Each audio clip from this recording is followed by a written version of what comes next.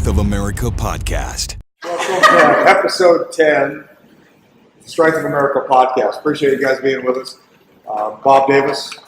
Bobby Davis. And we're going to do something a little bit different this time. We want to bring in a few of the athletes that Bobby's worked with in the last 5 years or better. And they're now in college and going to give some feedback on things that they learned while we were there back in high school, how some of the things may have changed in college or things they've noticed because of what they taught at the time in high school with Bobby. So we're going to kind of let them introduce themselves and we'll expand and go from there. I'm Alicia. I am a freshman in college. I did volleyball and track in high school. And I now cheer at GCU. GCU. I'm Bailey. I go to Arizona State University. I'm also a freshman, and I did volleyball, basketball, and sand volleyball in high school. I'm Leslie. I am a freshman at Cornell College, and I played volleyball. And in high school, I played sand volleyball and court. Indoor pool. That's good. It's cold. It's good to do that. College. All right, Bailey, tell us a little bit about, she was just going to the weight room, working out with kids at school and college, and some of the things that she noticed. What were some of those things you noticed in the weight room that were right or wrong? What's going on in the room? Yeah, so I sometimes work out with like the football players, and then sometimes I'll go and work out by myself. And it's always like interesting to see like people come in that have no idea what they're doing, and like you'll see them like squatting and their knees will come in, or you'll see them like I don't know, like lifting weights and their just posture is bad, or I'm like, oh, like they'll be lifting up the barbell and they're just like, their back is just totally wrong, and you're just like, you're gonna hurt yourself. Like you have to have the proper form to be able to lift a heavy weight. And so it's just like interesting to see like what I learned in high school and like what I'm now using now and how people didn't get that. Cool. That's good. We learn stuff and fixing them, helping them out. Leslie, what's going on with you in college? Lifting weights and stuff there at school? In the off season. In season, we just did a lot of med ball circuits and core circuits. Body weight stuff. Yeah. What's going on? And off season, it seems like I think we're doing a lot more cardio than actually lifting weights, which is interesting. Yeah. But It's a little bit different the stuff that's going on with you. yeah. Well, and I still see the same thing as Bailey. It's interesting because we see kids that actually lifted in high school, and there are a lot of kids who didn't do anything in high school and have no idea what they're doing. Big difference. They're way behind on that part. That's good. How about cheer? What's happening? You guys do some workouts to keep up? Yeah, we work out 3 days a week, but we do a lot of cardio, so we run a lot, Good. and we do like a lot of core circuits and a lot of glute stuff. Keeping Yeah, the body strong. yeah, like we do like legs and arms, but like we main focus is to stay small, so we don't do weights. Yeah, they don't want to throw you around when you get too heavy. Makes it tough. Yeah. It does. Well, and that's some of the things we want them thinking about is why we thought this was important is we've seen this a lot for I hate to say 30 years now, doing all the training and stuff for the athletes, but it's not Yikes. that bad. Oh man. As long as I don't look like it's been 30 years. Yeah. Yeah. I'll edit that out. But it's trying to make sure that they understand that they've got to continue this stuff on. That's what we hear a lot about is they're really surprised when they get to that college level. A lot of times they're not even doing the same structured program. Or what happens a lot, it's hard in some of the different schools, is that one coach is their sports coach is doing everything. Their strength training, their diet, they're helping them with everything. And that's a lot to take on at that level to go on. So it's harder to do that. It makes it much better. I mean, we've got to work specifically our strength, speed, and power development, work with their diets and things as well. That's our part. Ours isn't to work on their volleyball or their football or cheer or any of the extra stuff outside of that. But it's really to make sure that they're healthy, they're powerful, and they can handle the stress of the sport going into it. So when we thought this would be good to do, especially when we thought about how many of them come back over Christmas break and everything's going on, they try and do some of the workouts, and we start hearing those stories about they're not even doing the same type of thing. Or with cheer, one of the things we're reminding Alicia to do is we want her doing a lot of jumping, landing drills, because even if she's not working a lot of the strength training with the weights, you can do a lot of body resistance, but the amount of impact and stuff that happens, we see a lot of knee and spinal injuries with our cheerleaders, and just like our gymnasts. They're powerful athletes, they're strong, but that's a lot of force. And it's not like cheerleaders back 40 years ago, back in high school. No, it really wasn't 40 years ago. So all looks up. But when we see the cheer level at that point, it's nothing compared to what they're doing now. I mean, the skills they're throwing, the stuff they're going out there. That's why we're seeing concussions and all kinds of problems going on. They've got to be strong. They've got to work the neck, the core. Everybody's got to work at that time. And we're working on, like Leslie, with the volleyball. Same type of thing. We work with one of the high schools I worked with in our first year working with them. We did all our off-season strength and power development. We saw a great increase on our basketball and volleyball teams. They were averaging anywhere from 2 to 4 inches on their vertical jumps. And during the season, the coaches decided to just do their own training. They were working hard enough. They needed to just play basketball or volleyball. Well, by the end of the season, we post-tested. And on average, those kids lost about 2.5 inches on vertical jump. And that shouldn't happen at the end of their season. You should be getting better as you go along. And if anything, your vertical should be even above where you were when you started preseason, but definitely not below it. So seeing the importance of that to help remind them that, boy, if you're not able to get everything that's going on in school because it's hard to fit all that in, you've got to find the time on your own to work some of that impact work, some of the explosive work, some of the box stuff. They've got stairs, they've got stadiums, they've got hills. Unless you're going to school in Nebraska, there's no hills. But we've got stadiums. Figure out your spot to work on that power. That's really important to do. So with Leslie just reminding her too, her jumps and what happens with her knees, just the little things make a difference. And practicing in the mirror, just our basic squat jump, like we did a few episodes ago on the ACL testing. How you jump, how you land. Get in front of that mirror, see what's happening on the roll, and then fix that. Because if they're going to work as much as they are, and do the training and do the practices, I tell you the number of ACLs we see in our volleyball and basketball players, and they simply land incorrectly. And again, as you get stronger, you've got more power, and you're landing with that. I don't worry about the little skinny kid that's not real strong. It's got a 10-inch vertical jump. But you start getting 20, 30-inch vertical jumps, that's a lot of power coming down. If you're incorrect landing, you've got real problems. So, I think that's where we got to remember that strength is our foundation. We can't neglect the strength. If you're not strong, first of all, then you're probably not going to have very good power. Not going to be able to jump very high or things like that. So we got to make sure we're covering that basis first. Outside of that, I think going through that, definitely like Bob was talking about, that if we neglect our strength in season, like talking about different things, maybe we don't do a whole lot of strength in season, and some of that's just the coach wearing too many hats and being worried and concerned about stuff. First of all, don't be afraid to ask for help. I think it's just smart to do. Like, there's things I don't know, I relay off to somebody else, or maybe it's a nutritional thing and I know very basic stuff. I'm not a nutritionist, but I'll try to relay them out to somebody or say, hey, you should probably go check in with that. Don't be afraid that you don't know someone or something, but definitely capitalize on what you do know. Try to learn some other stuff, but at the end of the day, make sure if you're a volleyball coach, then keep going strong, keep capitalizing on being a great volleyball coach. It's too much. Like, I couldn't even imagine trying to be a strength and speed coach and then trying to be a football coach or something. It's just too many hats to wear. That's kind of like at the convention we did recently too, where we were talking, and that football coach was the football coach and he was trying to be the strength coach, and he just couldn't. He was burning the candle at both ends. He just couldn't give his best to each thing. It was just too much. And so I think that's, don't be afraid to ask for help and know your role and what you're doing. But outside of that, don't neglect the strength training, especially if you're in season. Like Bailey was talking about in the rec center, if you see someone squatting and you're working on strength in season, if it looks like crap, if knees are buckling, things like that, keep it very simple. Looks good or bad.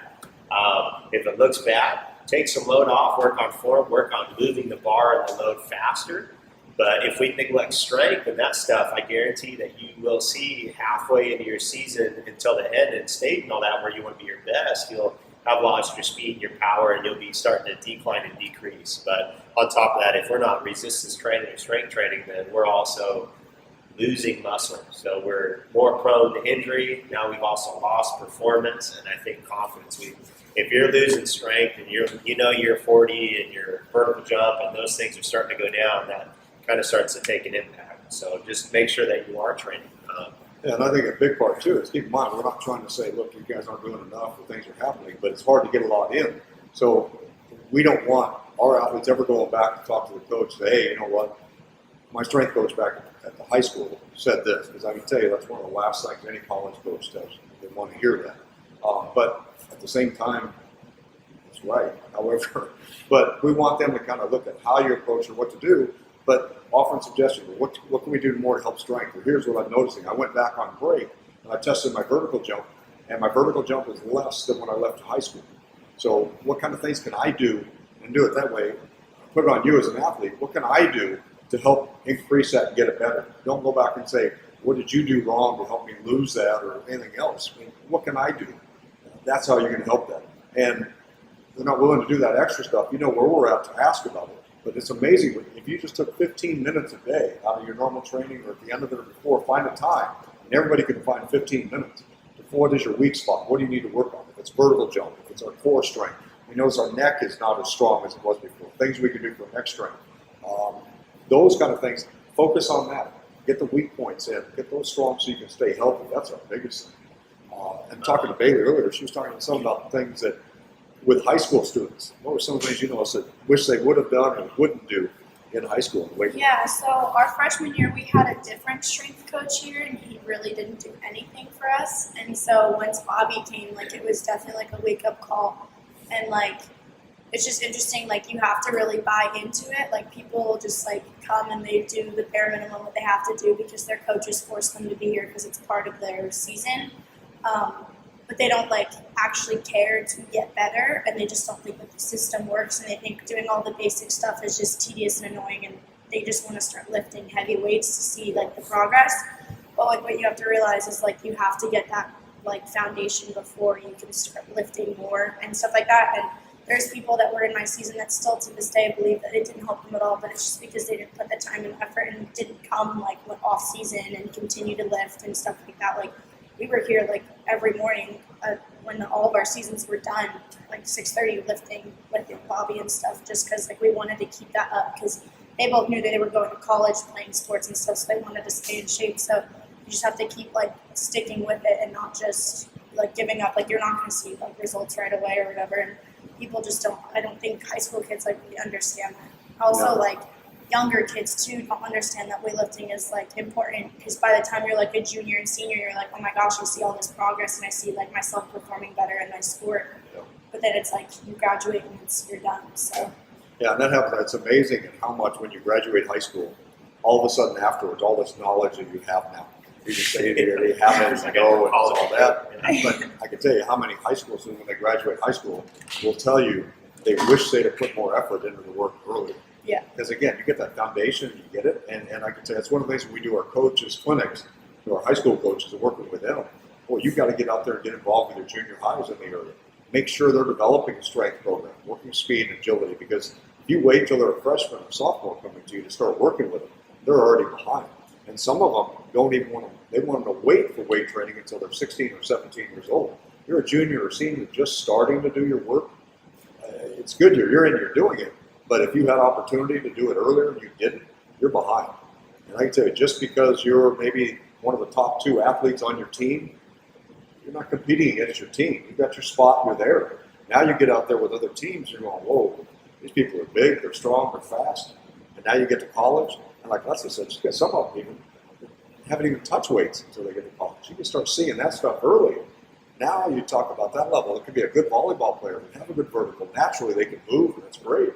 But now you start getting that in. They just can't keep up that level. And that's where the injuries start to happen, because they start training a lot more hours even in college than you did in high school. And that just keeps going on and on. So, like I said, keep them healthy is the biggest thing. Get them started early by somebody that knows what they're doing. And if you don't know, ask. You know where to find us now. Find out what those basics are so we can give you those things. But we'd like you guys to let us know some of the things that you're doing. What do you do in your time when you're home for break? Do you continue to work out and lay around? I know that's another topic we want to talk to probably before spring break comes around. Because one of the things that we see a lot of times when they take that break, their sleep patterns are off, they're not eating the way they should be, they're not working out like they are, they're gone, and in college they're gone sometimes 3 to 4 weeks before they go back in. And now you come back and it's reality. And not many of the coaches in college, when you get back day one, are saying, I understand you had break and you took 4 weeks off and ate and relaxed, so we're going to take it easy for 2 or 3 weeks to build it back up. You're on. Let's go. That's your responsibility to handle that. So we'll go into more of that in another one. But let us know on the Facebook, YouTube, send us emails. But what are some of the things that you do? kind of things would you like to do? Or what are you frustrated with if you're at school and can't get something in? How do you approach a coach? Or what can you do on your own to make something happen? So we'll help you with that too. Ladies, have anything else you want to throw in? Just doing good stuff. Appreciate you guys being here. Helping all these athletes out. Bobby, got anything closing? He doesn't talk much at all. Does he? I have to. No. Got anything good? I don't think so. Did you girls have anything to say about your high school experiences at all outside of Bailey? Kind of similar, or did you have anything else different to say that you realized? Or? It's like Similar. Bobby was mean. It's a lot of like what Bob was saying, how like there's a lot of athletes who are like naturally really good at the sport, but the second that someone else starts working harder, then all of a sudden you guys are the same and you could have been working harder. And it's hard to realize that, especially at a small school like where we went in the prep, because like there are a lot of people, like the people who are good at sports stick out a lot more because there's a lot of kids who just aren't coordinated, I guess. So, like, take the opportunity if you have it. Because we didn't have the opportunity our freshman and sophomore year. Exactly. That's good. It's getting that foundation. That's Yeah. important to do it. It's great. Cool. Definitely huge. Yeah, I realize a lot of people that sometimes it's even hard to have so many issues from jumping and stuff, and I know a lot of people do if they don't know or know what's going on, or no one's ever said when you jump that your knees buckle or never paying attention to it. It's hard when you get to be a junior and senior. You can start correcting habits, but that's a lot of years of that habit being molded. So I think if you can definitely get in when you're younger, if you have the opportunity, working on your strength and basic patterns and movement and squats and just different things like that, and it just allows you an opportunity to reinforce your squats. I know Axel and Raylan, my little nephews and his grandchildren, they're like 3 and 5. Yeah, they as they're going through, they could just do a perfect squat and sit right down to the ground and stay vertical. And if I were to ask like one of my high school boys to do that, they couldn't even get down anywhere. The posture would be all distorted. And so I just think it's so much better movers when you're young. So I think if you can preserve that and keep moving and doing that stuff, you'll be way leaps and bounds ahead of anybody else in high school. We tend to be cool when we get in high school and not do as much. It's cool to sit and hang out and move around and be active as much. But, so. And that's why these topics kind of get me excited, because after doing this for 30 years, you hear them come back from break about things that are different in college and what they did. But when they see things, they're able to help them out and help these other kids and what they're doing wrong with their knees or their back and how they squat and how they land. So there's only so many we can get to here. The podcast is helping a lot, so we can get out to many more people this way. But my athletes I've had for 30 years, from my time at Nebraska all the way through here with our training the last 28 with our kids, and I still see them. And I've got second generation kids now going through programs, which is made me feel real old at first, but now it's pretty cool because they had a good experience. They're back, but they get out and they can help more people. So we're going to get more and more people involved in the programs, being strong, being healthy, so they don't have knees like I do when they hit that 50 range. And that's what it's about for me initially starting it up. But we have them; they have good experiences. They stay healthy. They can help more people. That's good. So keep helping everybody. Thank you. All right, appreciate the time. Make sure you subscribe, get everything down, hit the links. Let us know your thoughts. Give it a thumbs up. And go Lobes. All right. Yeah. We'll see you next time.